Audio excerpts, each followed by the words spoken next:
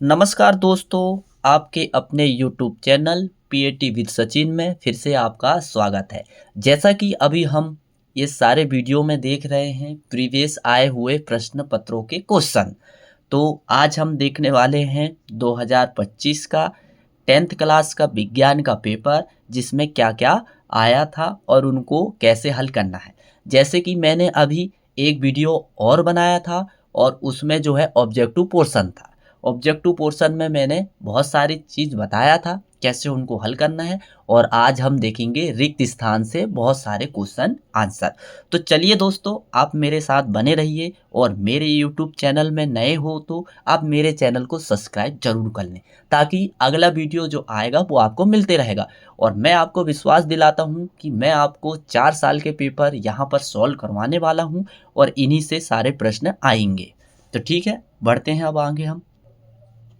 तो ये 2025 का हम प्रश्न पत्र देख रहे हैं। हमने विकल्प, खाली विकल्प, सत्य असत्य, जोड़ी, एक शब्द में उत्तर देख लिए थे, और अब हम देख रहे हैं रिक्त स्थान। तो ये सेट बी है हमारा। तो रिक्त स्थान में क्या पूछा है, दो बिंदुओं के बीच का विभांतर खालिस्तान नामक यंत्र द्वारा याद किया जाता है। तो दो बिंदुओं के बीच का विभांतर वोल्ट मीटर के द्वारा याद किया जाता है, और वोल्ट मीटर को क्या बोलते हैं, पोटेंशियल डिफरेंस, यानी विभांतर मापने के लिए किया जाता है। अब दूसरा प्रश्न क्या था, प्रकाश के अवयवी वर्णों में विभाजन को खालिस्तान कहते हैं। तो प्रकाश के अवयवी वर्णों में विभाजन को विक्षेपण कहते हैं।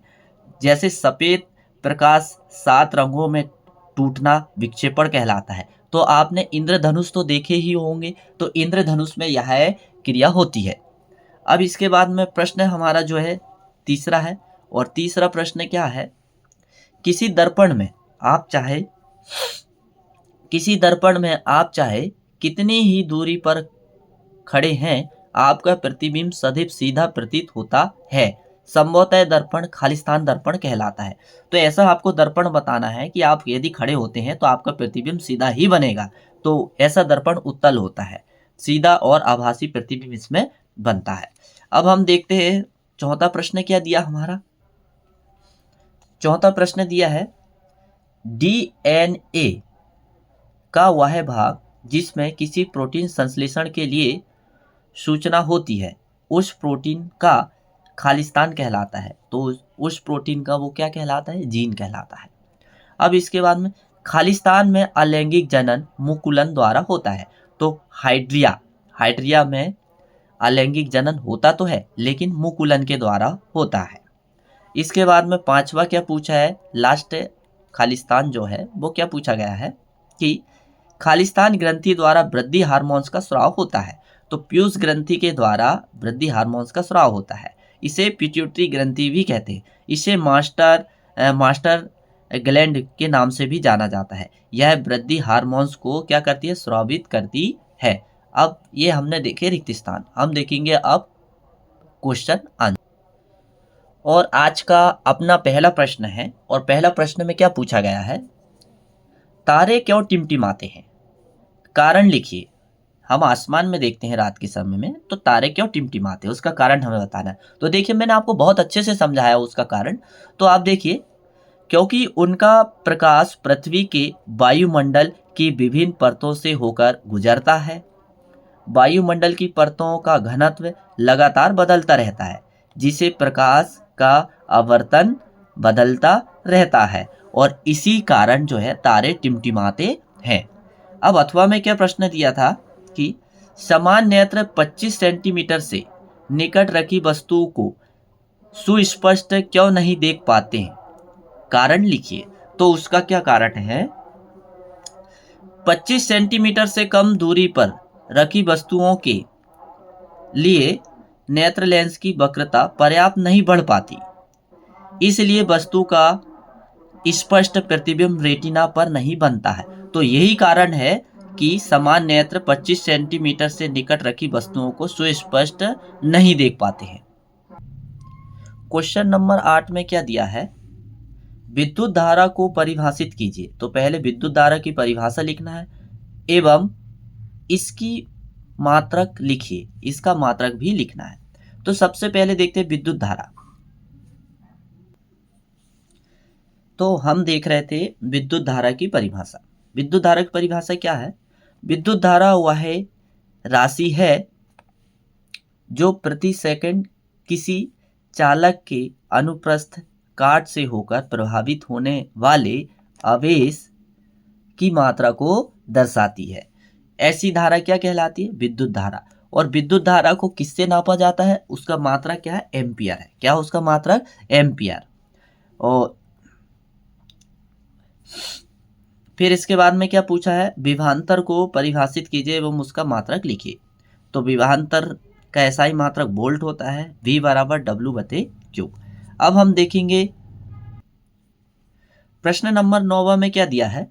चुंबकीय क्षेत्र उत्पन्न करने वाले कोई दो विधियों के नाम लिखिए कि ऐसी कौन सी विधि है जो चुंबक क्षेत्र को उत्पन्न करती है, उनका नाम लिखना है। तो पहला तो लिखना है धारा वहन करने वाले सीधे चालक द्वारा, पहली विधि तो ये होगी। दूसरी क्या है? धारा वहन करने वाली कुंडली द्वारा। यानी ये दो विधियां हैं जिससे चुंबकीय क्षेत्र उत्पन्न किया जाता है। फिर इसके बाद में क्या पूछा है? चुंबकीय क्षेत्र रेखाओं के कोई दो गुण लिखिए। यानी चुंबकीय रेखाओं के गुण हमसे पूछा है। तो गुण हम देखते हैं क्या है? चुंबकीय क्षेत्र रेखाओं कभी एक दूसरे को नहीं काटती है, पहला गुण तो ये है। दूसरा क्या है? चुंबक के उत्तर ध्रुवों से निकलकर दक्षिण ध्रुव में प्रवेश करती है तथा चुंबक के भीतर दक्षिण से उत्तर की ओर जाती है। ये इसका दूसरा गुण हुआ। तो ये हमारा था प्रश्न क्रमांक 9। अब देखेंगे हम क्वेश्चन नंबर 10। 10 में क्या पूछा है? क्या होगा यदि हम एक पोषी स्तर के सभी जीव को समाप्त कर दें या मार डालें? तो क्या होगा? देखो, यदि हम पोषी स्तर जीव को मार देंगे तो क्या होगा? तो देखिए, यदि प्रथम पोषण स्तर के जीव नष्ट हो जाए तो खाद्य श्रृंखला टूट जाएगी और उपभोक्ता जीव भूख से मर जाएंगे, जिससे पारिस्थितिक तंत्र नष्ट हो जाएगा। तो ये समस्या आ जाएगी। तो ऐसा आपको बहुत शॉर्ट में आंसर देना है। तो निश्चित ही है इस पेपर से बहुत सारे प्रश्न आने वाले हैं, क्योंकि ये प्रश्न जो है पुस्तक के इंपॉर्टेंट प्रश्न है और लगभग जो है 5 से 6 प्रश्न इस पेपर से जरूर आएगा। तो मैं आपको लगातार 3 साल के पेपर हल करवाने वाला हूं। तो 3 साल के पेपर आप हल कर लीजिए, आपको जो है बहुत अच्छे नंबर मिलने वाले हैं।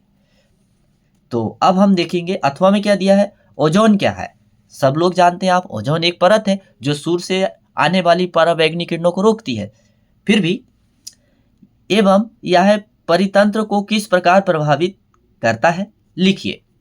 तो देखो परिभाषा क्या है? ओजोन, और ओजोन का सूत्र क्या होता है? O3। वायुमंडल की एक गैस है जो सूर्य की हानिकारक पराबैंगनी किरणों से जीवों की रक्षा करती है और परितंत्र को सुरक्षित रखती है। यह है इसकी परिभाषा। अब इसके बाद में हम देखेंगे प्रश्न क्रमांक 11। 11 में बहुत छोटा सा प्रश्न पूछा गया है और वो क्या है कि वो ये है, किसी पदार्थ के विलयन को उपयोग सफेदी करने में होता है, अभिक्रिया भी लिखिए। यानी कोई भी किसी पदार्थ के विलयन को यदि सफेद करना है तो उसमें क्या मिलाया जाता है, उसकी अभिक्रिया भी लिखना है। तो सफेद करने के लिए सफेदी में बुझे हुए चूने यानी कैल्शियम हाइड्रोक्साइड के विलयन का उपयोग होता है और अभिक्रिया कुछ इस तरह से बनेगी। ये आपको अभिक्रिया यहाँ पर दिखाई गई है। अब इसके बाद में अथवा में क्या है, देखते हैं हमारे सामने क्या प्रश्न है कि जब लोहे की कील को कॉपर सल्फेट, प्रश्न क्या दिया है? जब लोहे की कील को कॉपर सल्फेट के विलयन में डुबाया जाता है तो विलयन का रंग क्यों बदल जाता है, इसके कारण हमें बताना है। तो बड़ा सीधा सिंपल सा कारण है, तो परिभाषा से आप समझिए।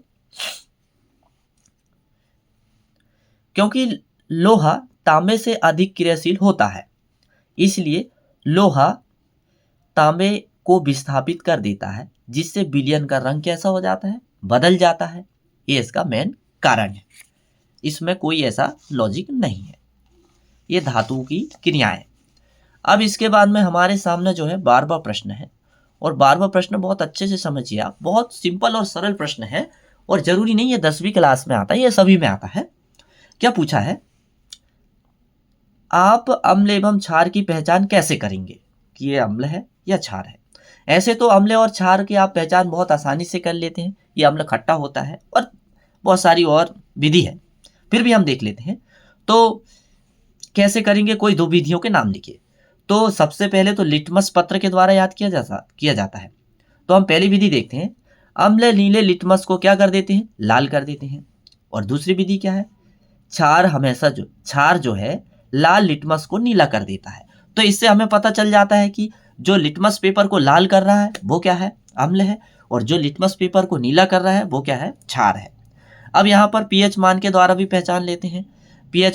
पीएच मान यदि 7 से कम है तो वो क्या है, अम्ल है, और पीएच मान 7 है तो वो क्या, तटस्थ यानी उदासीन है, और यदि पीएच मान 7 से अधिक है तो वो कैसा है, क्षार है।